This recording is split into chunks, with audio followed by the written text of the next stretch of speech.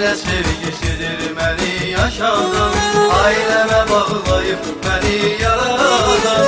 Arzularım ben Allah'tan her zaman, ayırmasın beni evlattan yardan.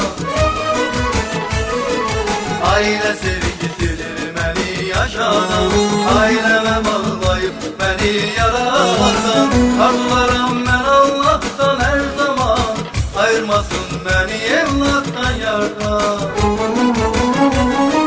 Ne güzeldir sevilmek hem de sevmek, güzelliktir aile kadri bilmek. Damarda kan silemde vuran yürek, lazım olsa aile için can verek. Ne güzeldir sevilmek hem de sevmek, güzelliktir aile kadri bilmek. Damarda kan silemde vuran yürek, lazım olsa aile için can verek. Lazım olsa aile için can verek.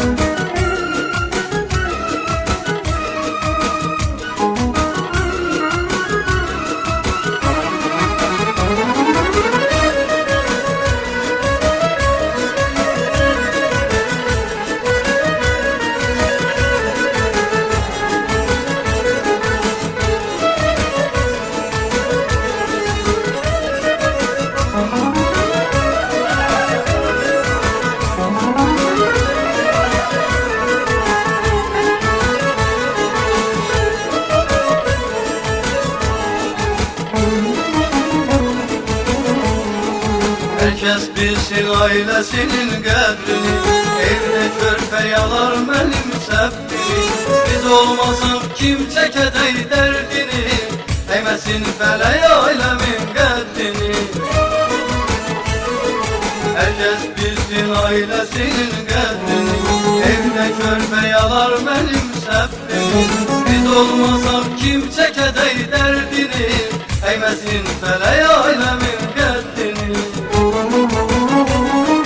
Ne güzeldir sevilmek hem de sevmek, güzelliktir aile kadri bilmek. Damarda kan silemde vuran yürek, lazım olsa aile için can verek. Ne güzeldir sevilmek hem de sevmek, güzelliktir aile kadri bilmek. Damarda kan silemde vuran yürek, lazım olsa aile için can verek. Lazım olsa aile için can verek. Lazım olsa aile için can verek. Lazım olsa aile için can verek.